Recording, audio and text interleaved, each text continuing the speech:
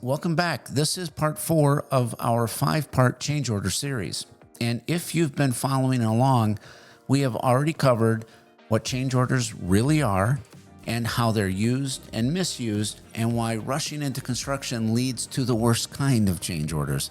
Today, we're going to talk about the so-called surprises that pop up once a job starts and how the right builder can spot many of them before the walls ever come down.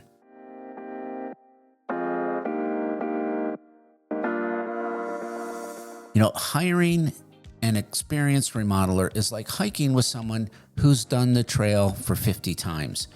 They can't control the weather, but they know where the drop-offs are, they know where the slippery rocks are, and the places where most people wipe out. And when you know the terrain, you don't panic, you prepare.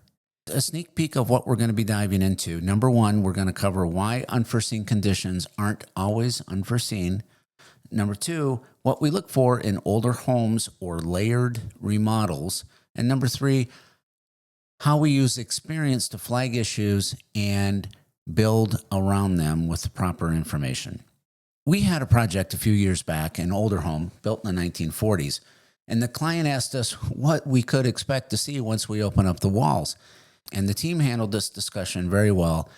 Now we're going to be finding creative wiring, possibly knob and tube, and some oddball plumbing from a remodel in the 80s. And you know what? That is exactly what we found.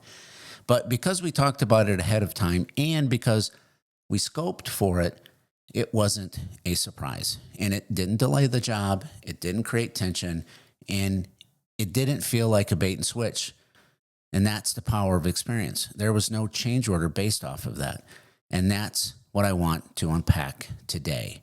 So let's talk about what I call predictable surprises.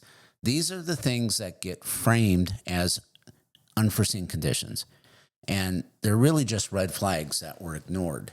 Now, unforeseen conditions really do happen, and you cannot always see them, but with the proper experience, you can start to limit them. So if your home is pre-1970, we already know what to watch for, what to look for. Galvanized pipe, lead paint or asbestos, and unusual framing. And these aren't shocks, they're just historical facts. And when you plan with those in mind, you're not blindsided. So let's consider a home that's been renovated multiple times over the years. And that's when you start finding spliced wiring, improvised plumbing, and temporary fixes that were made permanent. Again, we don't fear this stuff, we just flag it.